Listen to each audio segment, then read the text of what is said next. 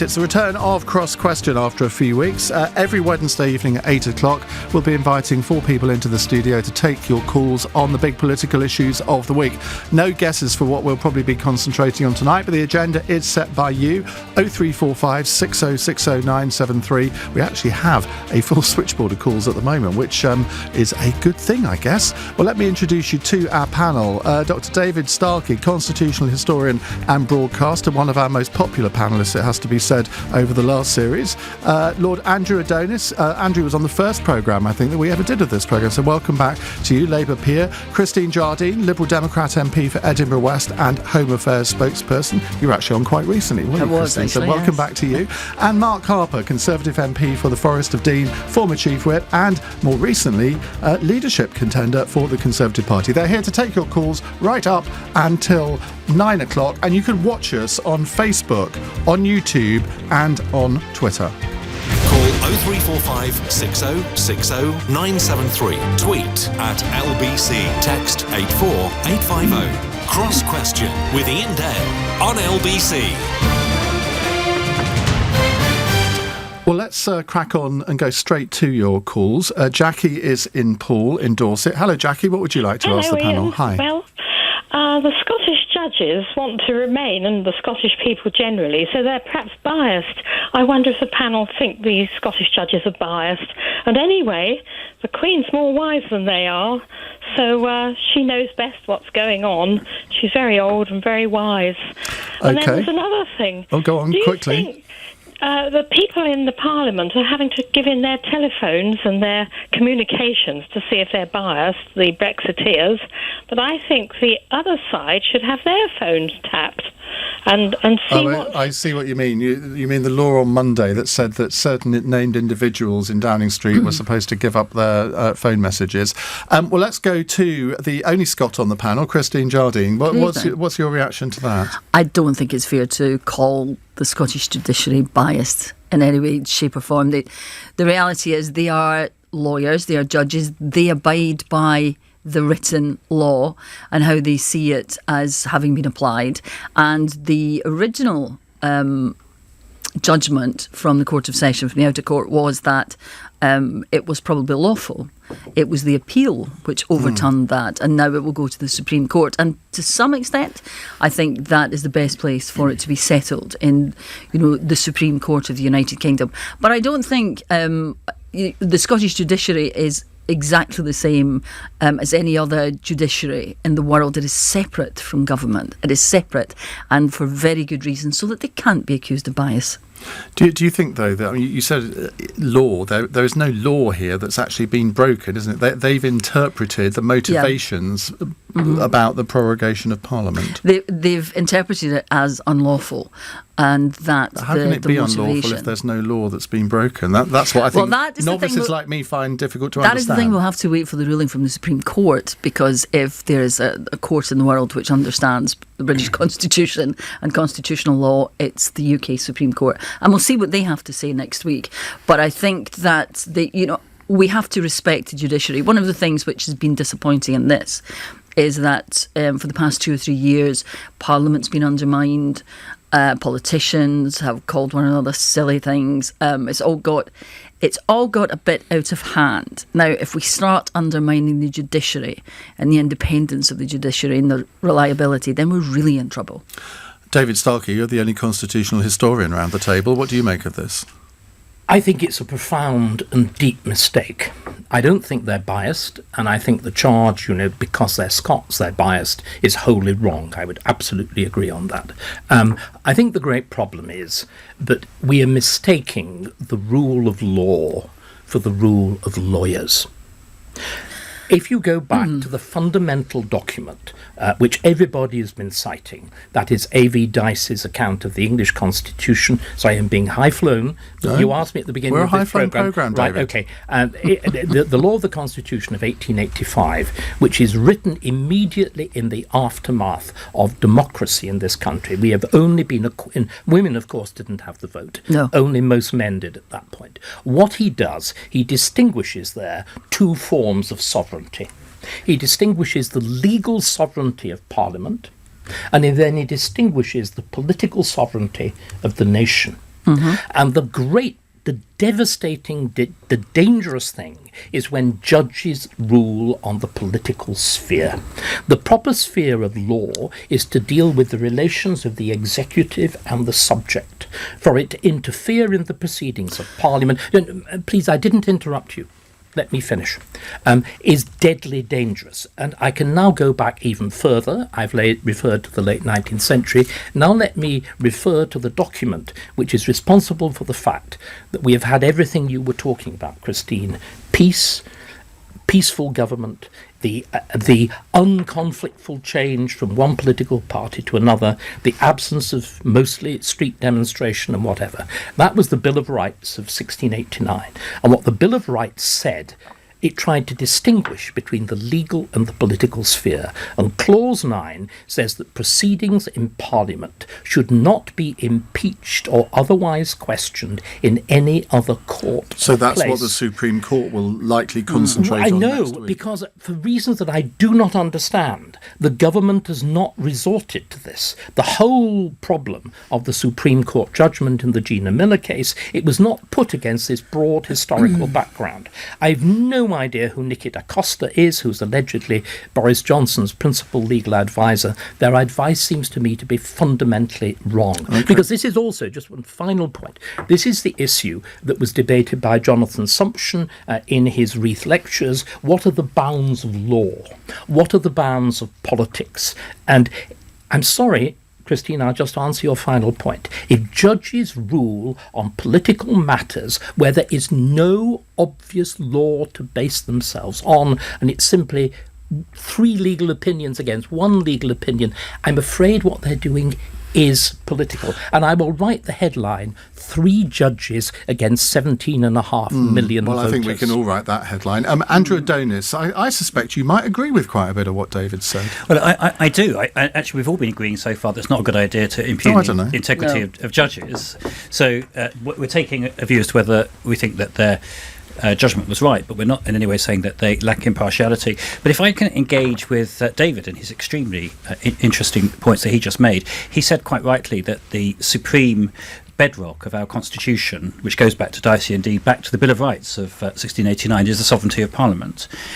The issue here is whether the sovereignty of Parliament itself is being impugned, because if Parliament can't meet, then of course it can't exercise its sovereignty. And I've only had a chance to read briefly the actual judgment of the Scottish judges. It's not the case, as Christine said, that the Supreme Court will be the only body that gives its reasons. The Scottish judges gave their reasons at length today, and their argument is one based on law. It's to do with proper and improper conduct in public office, and it's not in any way seeking to interfere in the proceedings of Parliament. On the contrary, the argument of the judges is that giving advice to Her Majesty the Queen, who, as it happens, is in Scotland at the moment, and is also in Parliament. Hold on, I didn't interrupt you, David. Parliament. Hold on, I didn't interrupt you, David. That the proceedings. That was a point of information. Absolutely. No, but this is not the Queen acting in Parliament. No, David is making a very precise point about the fact that Parliament includes the Queen, but ministers in this case were not acting in Parliament. On the contrary, they were advising Her Majesty the Queen on the exercise of the royal prerogative, which is not regulated by Parliament. And so the issue at stake, which will now go to the Supreme Court next week, is whether it was proper conduct in public office for Boris Johnson as Prime Minister to advise the Queen, and advice she must take under our Constitution, that Parliament should be suspended for 5 weeks at a time of national crisis, which is unprecedented in the modern era. Now, my own view is that that is a very arguable case, and I defer to the judges in their interpretation of the law. Mark Harper, given this decision, shouldn't the Prime Minister have today reconvened Parliament? No, I don't think so. I mean, Jackie raised several questions there. I mean, on the issue about the Scottish decision, I agree with, I think, everyone that the judges were entitled to reach the decision that they did, and I'm not questioning their impartiality. But it's also worth remembering another set of judges in the High Court in England were asked to rule on a similar case on the same issue last week, and they reached the opposite decision. They said, whatever the motivations and whatever the reasons for the Prime Minister's advice to the Queen, that wasn't a subject. I think this supports what David said. They ruled that it wasn't a proper subject for the court. It was a political issue. and should be dealt with in a political sphere, and they shouldn't. So what the Supreme Court is going to have to consider next week is the judgment of the High Court in England, the judgment of the Court of Session, I think it is, in Scotland, who've reached different conclusions with different legal bases, because you've got Scots law is not exactly the same as English law, and they're going to have to come up with a single decision that stands. And the court in Scotland hasn't published its full decisions yet. It's published a summary judgment. It's publishing its full decisions, I think, on Friday, and it hasn't yet made an order. It says it's going to make an order, which I think is why it's right for the government to wait until the Supreme Court's rule before it takes any action, if action is required. We've heard a government minister this evening, Kwasi Kwarteng, was being interviewed by Andrew Neil, and he said many Leave voters up and down the country are beginning to question the impartiality of the judges. They're saying, why are they getting involved in politics? Now, that's quite a serious thing for a government minister to allege, isn't it, of the judiciary. It's a bit Trumpian. Well, I certainly wouldn't say that, and I think if you look at the judges collectively, two different sets of judges have reached two different conclusions. One in Scotland has taken a view on the Prime Minister's advice, but the High Court in England has actually come up with the conclusion, actually, this is not a proper matter for the law. The Supreme Court is the highest court in the United Kingdom on domestic law, and it will have to reach a conclusion next week. I hope it sides with the High Court, because I think David's right. I think these decisions are properly to be taken in Parliament, David, do you want to come not in the courts. Andrew referred to the question of motive. This is one of the fundamental issues. Everybody knows that Jolyon Maugham, who brought the case in Scotland, is a passionate Remainer. In other words, all of the people that brought the cases and Gina Miller. Passionate Remainers. The great problem is these cases are couched in the form of law. They're actually a political tactic. But there's nothing wrong with that, is there? There is. I'm sorry. To use the law like this, I would use a word, is wicked. But that's the job of the judges, do you? No, it's not. It is. I think, again, I've no idea why the legal advice of the government has been so bad. The original Gina Miller case, the government's position from the very beginning should have been, this is non-judicable. This is not susceptible. These are political judgments, and they are not susceptible to the course of law. And if you get judges, however impartial, as you notice, I have not been impugning them, but whichever side they come down on, in what is really a judicial use of justice as a tactic in a political war, they will make an enemy of one side or the other. Christine. That's the deadly danger. One of the things which worries me, that comment of Kwasi Kwarteng, I feel that we are getting into yet more dangerous territory with this by criticising the independence or questioning the independence of the judiciary, but also setting Scotland up, the Scottish judiciary, up against the English judiciary. We've had 3 years... But that was done by bringing the case, it kind of did that, though, didn't it? It did, but I'm worried about the future of the country now, because so many of these arguments are coming down to, well, Northern Ireland can have a different agreement, Scotland can't, and too much is being made of division and differences. And what we need to get out of these decisions this week, and Mark made a very good point that the English court made a different decision last week, but actually so did the Scottish court. But it was appealed and overturned. That's the difference. The English decision has not yet been, as far as I understand it, appealed. Okay, but I think we have to be very We have to go to a break in a second. To have accentuate differences. Can I just cut to the main issue now? Does anybody now think it was a sensible idea for Boris Johnson to suspend Parliament for 5 weeks? I mean, let's be clear. If he could rerun that decision again, I don't think he'd be going there. I think the mistake was for it to be leaked about a week before it was announced. I would agree. That was a mistake. But anyway, look, we might come on to this because I think there might be one or two questions on that. So more from our panel: David Starkey, Andrew Adonis, Christine Jardine and Mark Harper in just a moment. It's 17 minutes past 8. This is LBC. Andrew Castle, every Saturday and Sunday morning from 7. Let's go right back then. The Irish rejected the Lisbon Treaty, but after concessions, they agreed to ratification. I don't know the detail of the concessions that they got, but they changed their vote. Because they were forced to, Andrew, by Europe. And we're being forced to now to change our vote. And you think that that's okay? Andrew Castle. With Vodafone Business. Unlimited data plans specifically for small businesses. LBC. Choose Swell Heating and you get a lot more than an efficient boiler from top manufacturers like Worcester Bosch. Visit swellheating.com. Rely on us to keep you warm. Get ready for Brexit on the 31st of October. Find out what you need to do to prepare at gov.uk/Brexit.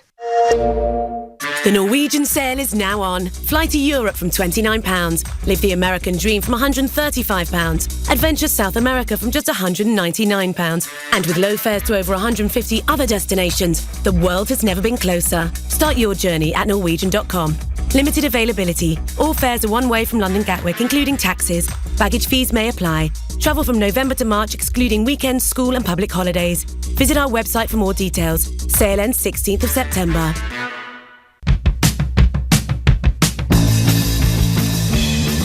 Whether your washing machine's on a blink or you're creating your dream kitchen, we've got over 8,000 electricals in stock at AO.com. When it comes to buying appliances, we'll take care of everything from start to finish. We'll even recycle your old appliance for you for as little as £20. AO.com, the online electrical store. AO! Let's go! Terms and conditions, availability and geographical exclusions apply. Radio, playlists and podcasts. Where it's all together. And all for free. Global Player. Download it from your App Store now. Word in the woods is that 3 little pigs are looking to sell their homes quick. They seem to be in a spot of bother with the big bad wolf called Rick.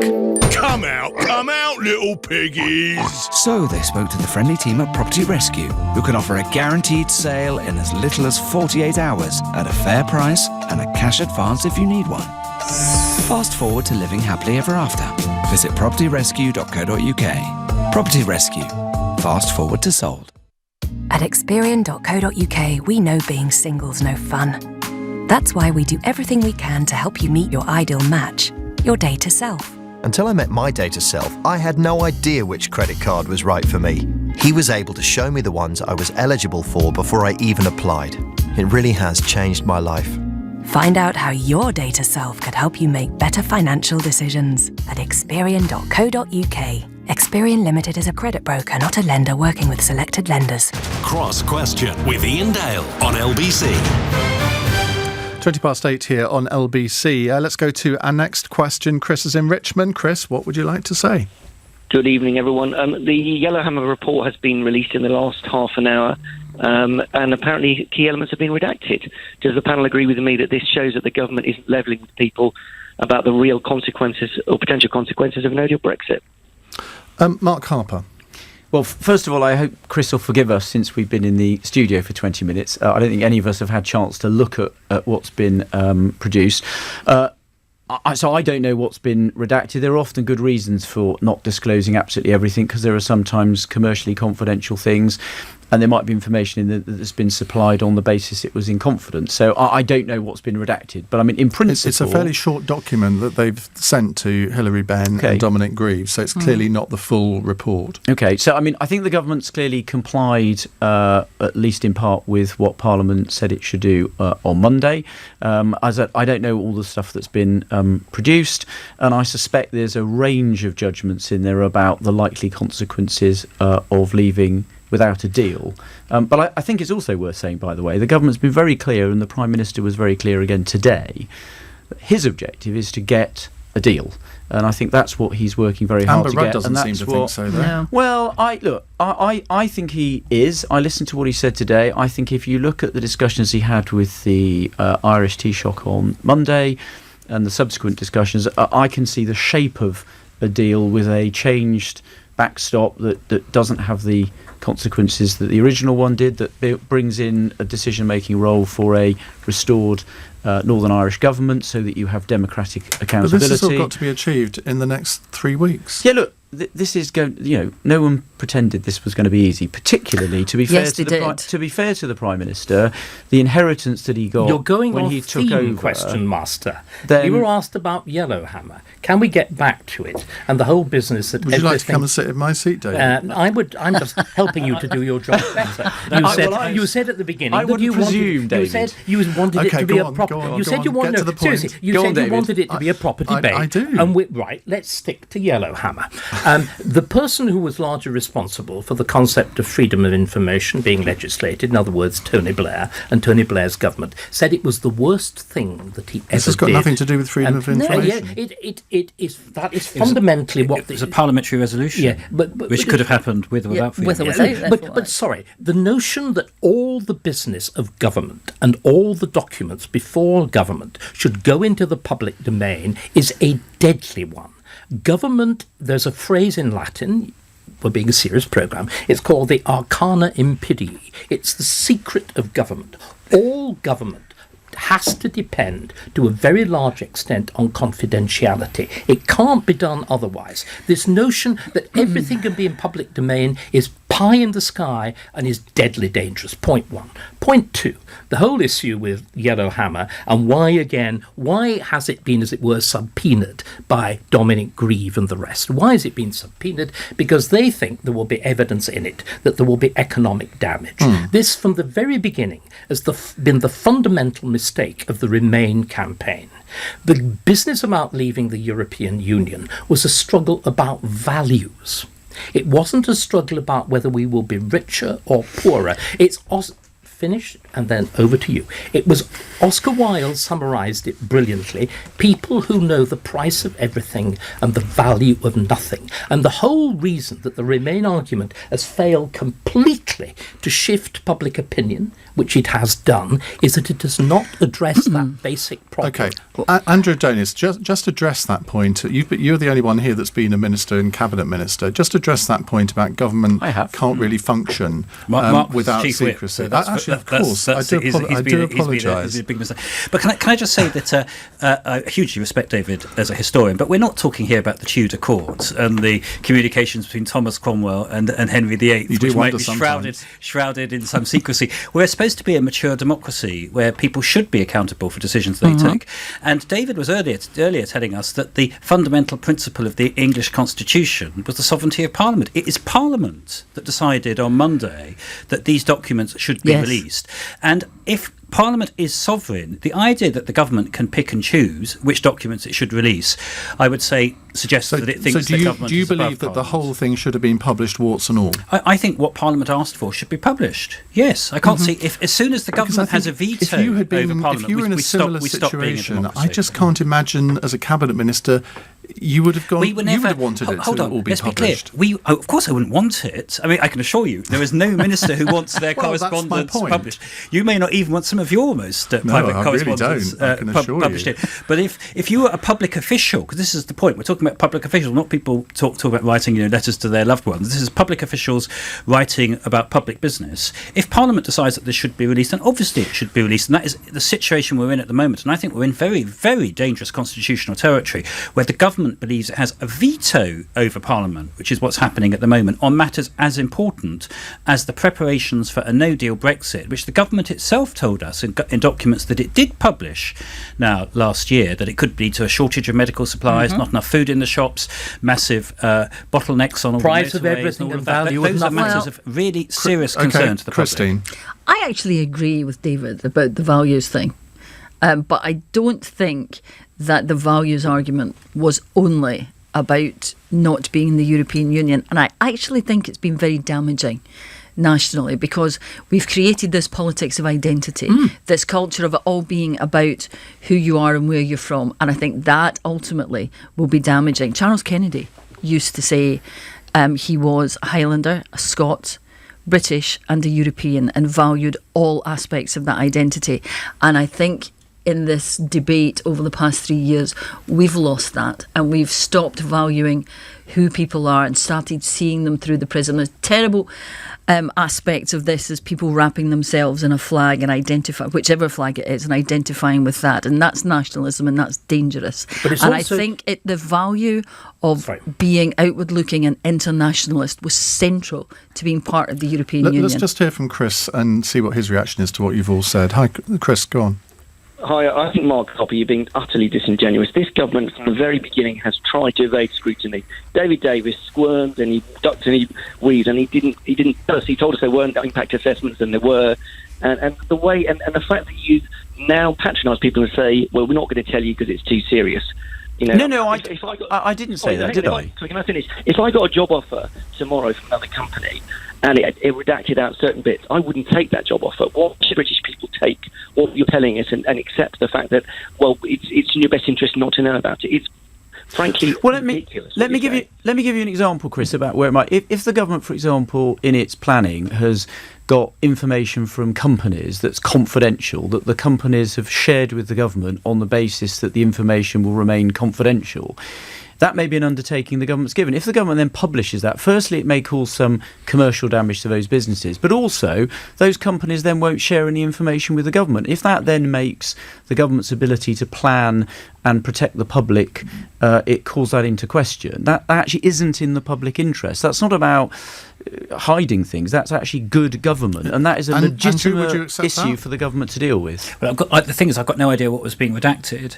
I suspect, knowing this government as I do, we have to be a bit careful with the use of that word, don't we? Because what redacted means to crossed me out. Crossed out. Yeah, and I don't think that's what's happened here. It's like the words that girly. What was the David Cameron described? Girly swat. The girly swat. That was redacted. Yeah. People had. I don't know how it was worked out. How did they work out? I don't know. Those were the words. I don't know. But maybe the same person who worked out what was redacted there can work out what's being redacted. I think what's happened, so and look, I haven't seen the document, so I may be completely wrong here. But I think, Chris, what's happened is that Michael Gove has sent Hilary Benn and Dominic Grieve a letter which sums up the report, but it's not sending the report with blanked out bits in it. Actually, yeah, I've got it. Have you got it? Yeah, and there is a huge blanked out bit is there? On one of the pages. So I'm wrong. So there you go.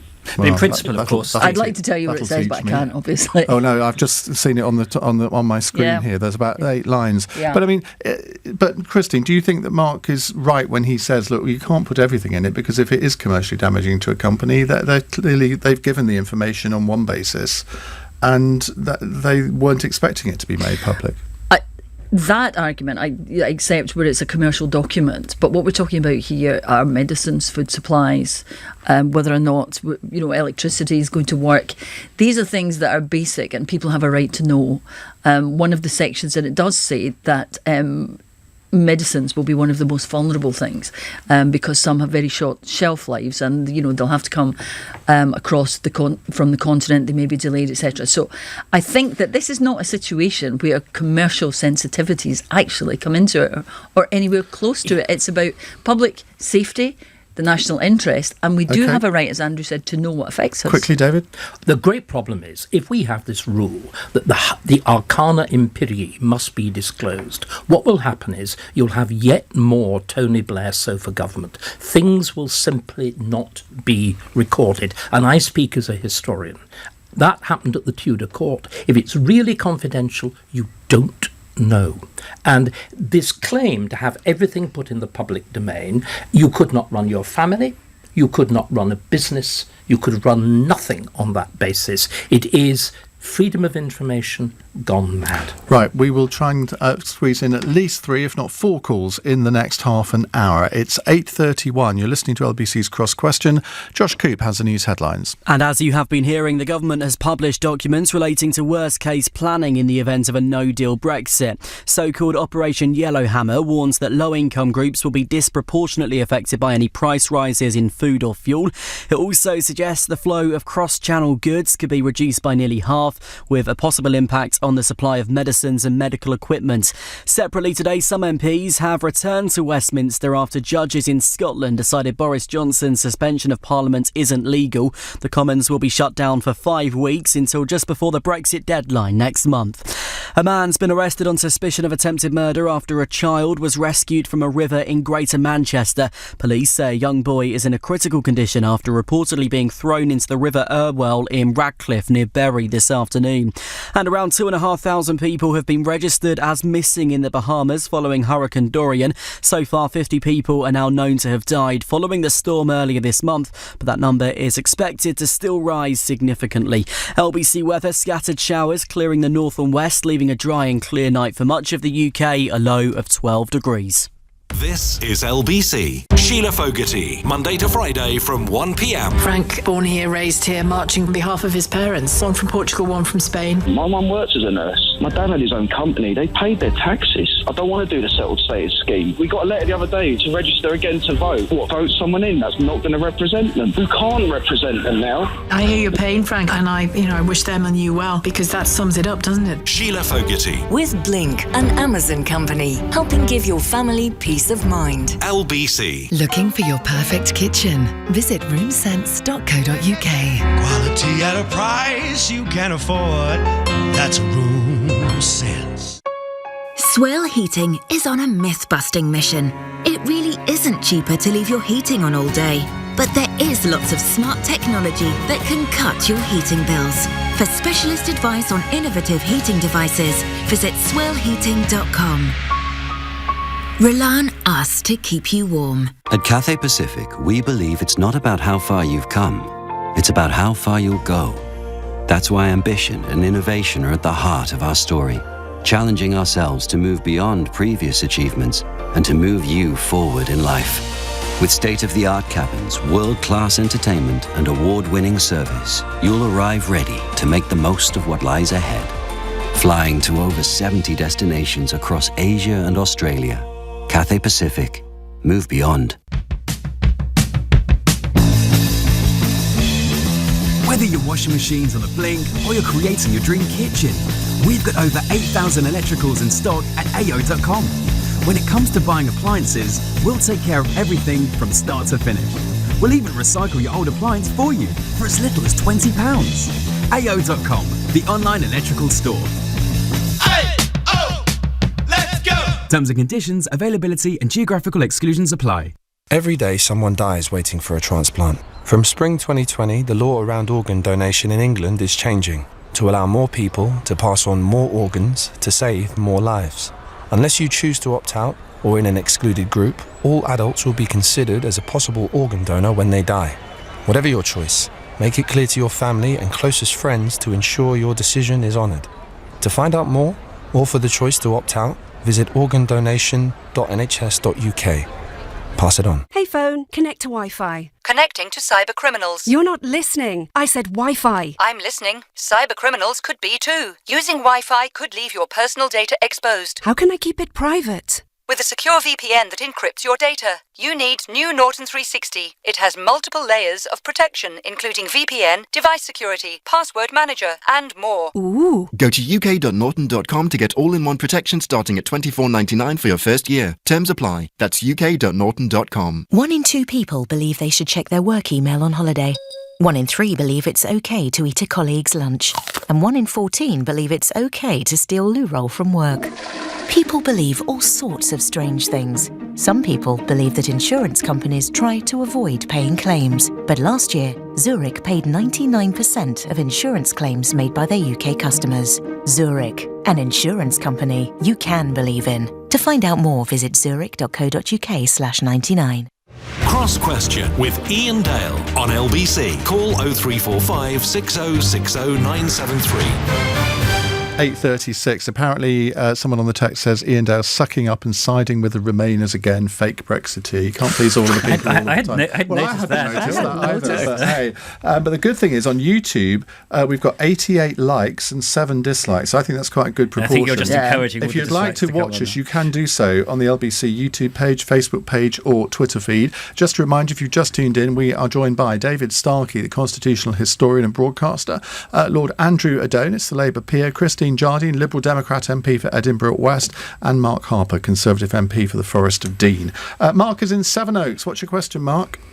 Hi. Given the 2017 Labour manifesto, does the panel think it's likely that Labour will negotiate a proper Brexit? Andrew Adonis. No, is the answer. I think that the time for negotiations, 3.5 years after this process started, is drawing to a close, and the right thing now is to take a decision. And my view is that we should move now to a referendum where we put whatever is the state of negotiated deal on the table. Mark told us he thought that Boris Johnson had a cunning plan. Well, if he's got a cunning plan and a new deal comes back in the next 3 weeks, which I somewhat doubt, but if it does, that could go to a referendum. Otherwise, Mrs May's deal against Remain. And so are you on the Tom view. Watson side of the debate? You think there should be a referendum before a general election? Well, I'm in favour of a general election as well. I think we're getting to the stage where we are going to need a general election. Well, I think we should move to a referendum. Now, we need to end this Brexit catastrophe, but we obviously need to do so democratically, and I think the right thing to do is to put it back to the people. It's now 3.5 years since the last referendum. But we still haven't had a decision. You would have to have a Labour government to negotiate, to put that through, though, because this current Parliament would not pass a second referendum. Well, I'm not sure about that at all, actually. It didn't vote for it. It went down by 12 votes last time. I think there may well be a majority for it in this Parliament. If there is, we should just move straight to a referendum. And what about Emily Thornberry's position, so eloquently explained last week, saying, well, I'm going to try and get this right, that she would go to Brussels to negotiate a Labour deal and then urge people to vote against it in a referendum. Iain, one of the great things about not being on the front bench is I can actually say what I think is the right thing to do, and I think it would just be regarded as just bizarre for a government, because we'd now be after an election, so we'd be practically 4 years after the last referendum to then start a process of negotiation again, when it's so clear that it isn't actually possible to produce a settlement that meets the objectives set out by the Leavers 4 years ago. I think that very would clear. Be nonsensical. David Starkey? I wouldn't venture to trespass on the private grief of the Labour Party. Okay, Mark Harper. But let me just pick up one thing that Andrew said, because it is very important. Why are we in the mess that we're in now? We're in the mess that we're in now because the sovereign Parliament has rejected the real sovereign. That's to say, the sovereign people. And quite simply, that is what Dicey said. There is the legal sovereign Parliament, there is the actual sovereign, which is the people. The reason Parliament has done this is that the conventions which were established in the 1880s, the party ticket, you referred to Labour MPs having been, the question, a Labour manifesto, the Conservatives to a manifesto which said better no deal than a bad deal, the decision of Parliament, the overwhelming decision to invoke Article 50. What happened was in this Parliament, the things that bind the legal sovereign to the real sovereign, which is whipping, and the whole process of parliamentary procedure in Erskine May, which has been deliberately torn up by the Speaker, that answerability has been destroyed. Parliament has deliberately prevented that decision. Okay. That's what. Just 1 second. That is why we're in the mess that we're in now. And sorry, the blame needs to be pointed. This Parliament has sat for 810 days. It has passed no legislation. It has been unable to arrive at anything that it wanted to do. It was very clear what it did not want to do.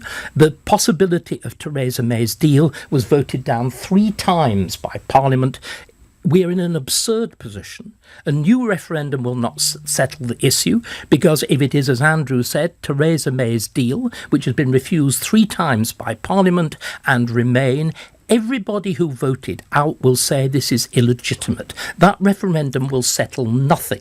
It will simply increase what you, Christine, were pointing about, the bitterness, the hostility and the rage. The only thing that can happen is a general election. And then if Parliament fails again, we fail again as a nation to produce a clear majority in Parliament, I'm sorry, we are lost. There are some political situations which are not solvable. I wonder what this Parliament will be called in future history. But we had the Parliament of Pygmies. I thought you were going to give it a Latin name. I was waiting for the long Latin tag. No, Christine. Where to start? We have said for 3 years, in fact from 2 or 3 days after the referendum, that if there were a deal, it should go to the people, not simply, as people often portray it, to try and overturn the referendum, but to give people a final say on the deal and whether what was put before them was actually what they wanted. I mean, the question was, given what Labour put in their 2017 manifesto, is there any chance they'll negotiate a proper Brexit? Well, it's difficult to know what Labour are going to do about anything. And Emily Thornberry got into a bit of a tangle last week talking about that, as you said. What is a proper Brexit? We still don't know what a proper Brexit is, a good Brexit deal. And for me, the best deal that we have is the one that we currently have with the European Union, and there is nothing that we can negotiate which is as good as that. So, no, will Labour negotiate a proper Brexit? No. Mark? The value of everything and the price of nothing. Let me try and answer the question. The short answer typical is, Liberal. Yeah. The short answer is no. I don't think Labour's going to negotiate a better deal. They said they would respect the referendum. Ever since they've behaved in every way to demonstrate they don't respect the referendum. And just this morning, we saw the ridiculous spectacle of their Brexit spokesman setting out one policy, the deputy leader of the Labour Party almost exactly the same time setting out a different policy, which was not quite the same as the one that their Foreign Affairs spokesman set out last week. So I don't actually know what their policy is genuinely, but it's very clear to me that at the election that is coming at some point in the not too distant future, people can either vote Conservative and get Boris Johnson and we leave, anybody else and we never leave, and people are going to have to make that decision. And as David said, we hopefully will get a parliament then that one way or the other will resolve this situation, and I hope one that will deliver on the referendum result of 3 years ago. But the people who will suffer if Boris Johnson gets his way, Yellowhammer tells us disproportionately will be those on low incomes. That's unacceptable because they are the people who will suffer the most. And I think it's time we stop talking about values and costs and what we have to hold on to the fact that the national interest of this country is not being served by what is happening at the moment. We have to put party politics aside and look at that. And we cannot blithely go into a situation where medicines supplies could be jeopardised and people on low incomes are disproportionately affected. No, well, when he brings back a deal, Christine, you should vote for it. Just on that. No, because I don't want to leave. But sorry, you were saying that your private judgment outweighs the judgment of 17... No, I'm not. Yes, you are. No, that is your private personal judgment. To say that you can somehow detect the national interest. In other words, this is Nanny speaking. As everyone is, to their own opinion. And 16... Of course you are. More than 16 million people, David, actually, we're going to throw numbers about, agreed with me, and those 16 million people are entitled to a voice. Of course they are, but that voice is entitled to be heard. I couldn't agree more, Christine. I couldn't agree more. Well, Christine, your voice won't be heard if you don't speak into the microphone. Christine, that makes a change. Christine, there is a very simple point. Right, final point. In democracy, a majority finally has to carry the day. The Remain vote lost by a larger margin than almost any general election. If you actually look at the number of constituencies of the country, 2/3 or 3/4 voted leave. And I'm sorry. Okay. Democracy depends on losers' consent. You have denied it. Your party's title is false. Liberal, perhaps, not Democrat. Well, no, you're just parroting what I said on Question Time last Thursday to Labour Moran. I don't accept that. I say it more clearly. I'm desperate to say something. I am going to have to draw this to a close because we do want to get in 2 more questions before we finish at 9. It is 8:45. Nick Ferrari at breakfast. Weekday mornings from 7. LBC. No Fireman Sam for one fire and rescue service because he's a man. He's a male character, he's not inclusive, and he's put women off joining the service. So he will be replaced by in-house creations, all shaped like a fire extinguisher. Rebecca Reed is feminist and digital editor of Grazia. There is a gender imbalance in the fire service, and if we think that's a problem, one of the cheapest and easiest ways is to say, oh, it's the mascot, change the mascot. Well, quite rightly, we have disabled and ethnic minority characters, and we have Penny Morris, who's a firefighter as well. So Fireman Sam, the team, couldn't be doing any more. Nick Ferrari at breakfast. With Xero. Get your business digital ready with Xero accounting software. LBC. Global Player. The brand new app. Radio, playlists and podcasts. Where it's all together. And all for free. So, whatever your mood. Whatever you're doing. And wherever you're going. Tackling the biggest stories. And the issues that matter. Global Player. Download it from your App Store now.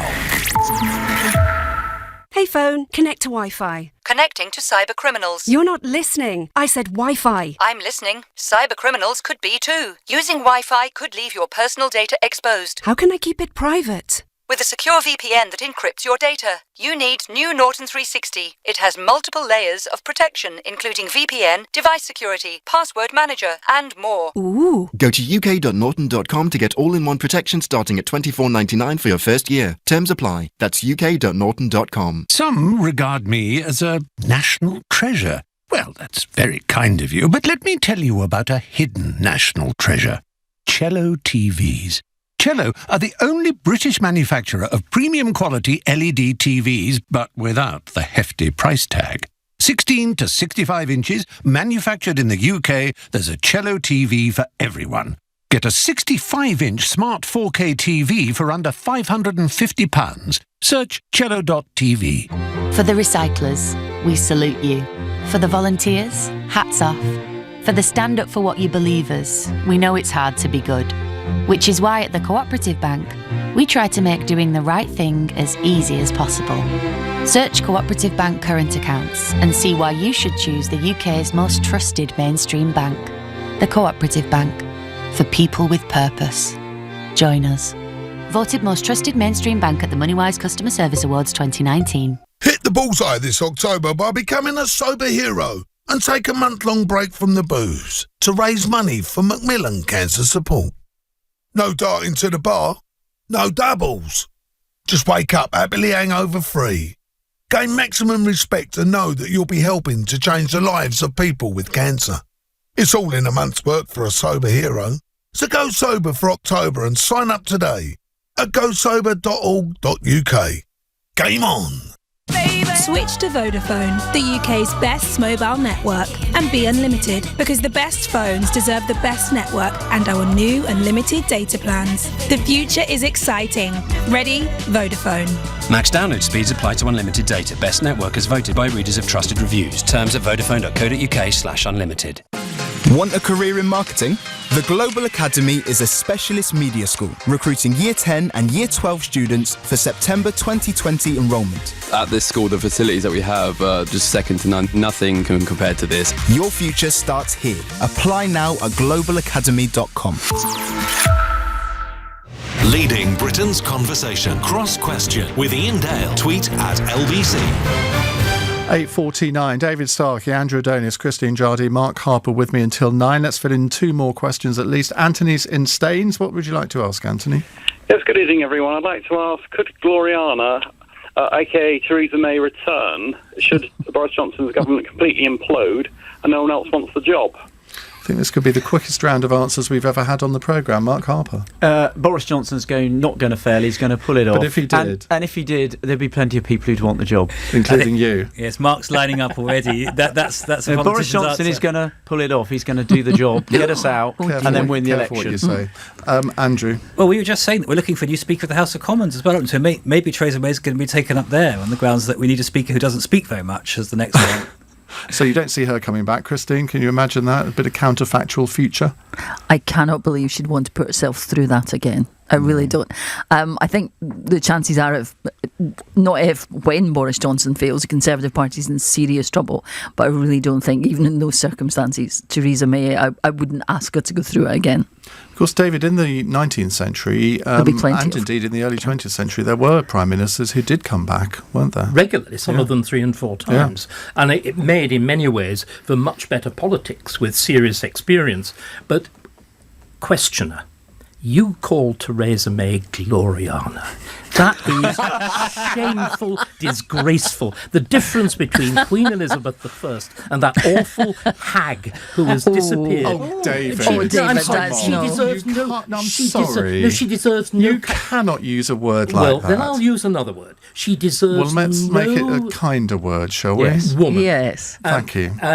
She deserves no pity. She put herself forward. She was infinitely incapable. She was very much like Gordon Brown. She thought she could do the job, and she couldn't. She had absolutely none of the capacities. She couldn't form policy, she couldn't reason about policy, and she couldn't present policy, and she couldn't handle colleagues. But none of those things make her the word that you just said. I think you'll accept that. All right. I'm sorry, but I do think that... Right, I apologise. The word was the unique thing from David Starkey. The word was wrong, but why I feel so strongly about it is the damage that woman did. The damage that she did to the country, to her party, by her gross incompetence. And so we need to start saying this about politicians. The traditional thing is... But we when can somebody, do it in kinder, gentle language, I've can't now we? been doing it. Yes, but we need to have condemnation. There is the usual business of... Oh, believe me, we're getting plenty of it, David. We're not getting enough. Right. I mean, Let's move on to Anthony. Quick response from you. I can't believe that you're really serious in asking that question, to be honest. I really am, because I think she really is strong and stable. After all, Elizabeth was in the Tower and she nearly lost her head, and she came back after Mary tried to chop her head off. And I think Theresa May has got the dedication, so I contradict what David Starkey said, and I say that she was not a hag. OK, well, I think we can all agree on that now. Glyn is in Bradford. Glyn, what's your question, please? Yeah, hello. I just wonder if given today's ruling in the Court of Sessions and a Supreme Court judgment that goes against it on Tuesday could be a further massive nail in the coffin of the Union. You will have a Scottish court making one decision, an English court making another decision, a Supreme Court that in Scotland could be seen as English, despite the fact I think there's four Scottish judges sit on it, could be, or Scott saying why four Scottish judges out of, is it 12? That's quite a lot, isn't it? 9, isn't it? I think there's 4 Scottish judges on it. I think I heard on the radio today. In fact, the chair of the court, or if he's the chair of the court, is actually Scottish as well. Right. Okay. Well, we'll see what effect. So you think that could contribute to the breakup of the Union, Mark Harper? Well, I don't agree with that. I think the Supreme Court is the United Kingdom Supreme Court. It has a balance of judges from all parts of the United Kingdom that therefore are experiencing all the different traditions of the legal system. So I think actually it will be accepted, whatever the decision, accepted as the legitimate sort of final word on the law. And I don't think it will call into question the Union. And I did actually, although I don't agree with Christine on a lot of things, her concern as a unionist, as I am, for making sure that we conduct this process in a way that takes she won't agree with this bit of it, but I want the whole of the United Kingdom to leave the European Union together, and I don't want to damage the Union as we do it, and I think that's really important. I'm not sure you would disagree with that, would you? I agree with most of that sentence. She doesn't agree with the taking out bit. Well, I agree with most of that sentence. But you would agree that if we come out, it has to be the whole of the United Kingdom. I wouldn't separate the United Kingdom. No, exactly. No, I wouldn't do that. And I think there is a danger that so much of this it's part of why I was talking about party politics recently. So much of this has been used for other purposes, for driving a wedge between parts of the United Kingdom. I don't know if Mark feels the same, but I really get frustrated in Parliament when every single time the Scottish National Party stand up, it's to talk about Scotland being dragged out of the European Union against its will, and everything is about independence. Now, all we would say to the Scottish Nationalists is, can you put that aside for the moment, please, till we try to solve this problem? This problem should be the priority. We know that the Scottish National Party's whole raison d'etre is Scottish independence. I don't agree with them, I never will, but in this I agree with them about remaining within the European Union. But the UK needs to stay within the European Union. The UK needs to make a decision. Okay. Andrew Adonis? Well, the reason it's called the Supreme Court is that it's supreme. Yeah. I mean, you have to, in a legal system, have a court which is at the top of the tree, which takes these ultimate decisions. So I don't think it's fair to say that because the Supreme Court does its job and it's there to do a constitutional job, that it's somehow setting one part of the judiciary against another. We invest the Supreme Court with this power. It has judges from all parts of the United Kingdom on it, and we should go with its judgment. Can I just say that I was actually alarmed when I saw the judgment this morning, not at the judgment itself, but at some of the language that was used outside the court session about, talking, it was blaming, an English system and all. I do think the caller's right. We have to bear in mind the damage that we're doing to the Union and think strongly about protecting it and get away from throwing bric-a-bracs at one part of the country and another. David Starkey. I think that is absolutely right. The real blame in this relies on a legal showman like Jolyon Maugham for bringing the case in Scotland. David really doesn't like Jolyon Maugham, does he? And I think he's not alone in that. He's not alone in that. If there is, as it were, the exacerbation of relations across the border, that is where the blame lies. My terrible fear, and I return to what I said at the beginning of the programme, is that the judgment of the Supreme Court will not be accepted, not on grounds of dividing the Union. It will not be accepted because however it is arrived at, it will be seen as a blatantly political judgment. And however well explained legally, everybody knows the case has been brought by Remainers. If the judgment comes down on that side, irrespective of the law, it will be seen as a Remainer judgment. If you go back to the original case before the Supreme Court, the principal dissenting judgment, it's a very large bench. I think it was 8, and I think there were 3 dissenting. I think 8 in favour, and there were 3 dissenting voices. The first of the dissenting voices said exactly what I'm saying now. The law should not get involved here, and particularly the law should not get involved in foreign policy. Can I just one second? Please, Christy. We are nearly at the end of the programme. There has to be. The nation, you were talking about the nation and union. David, in foreign policy, the nation has to speak with one voice. Yep. Only one voice can do that, and it's the government. And the Remainers have deliberately destroyed the unity of government. Christine, 20 seconds. Just in Julian's defence, those of us who raised the original action about Article 50 and those who raised this action did it because they live in Scotland, their constituents are in Scotland, and the court that they apply to is the Court of Session. And it happened to be Quite in session, simply. unlike the English courts. Louise in Edinburgh texts, who should replace John Bercow as Speaker of the House of Commons?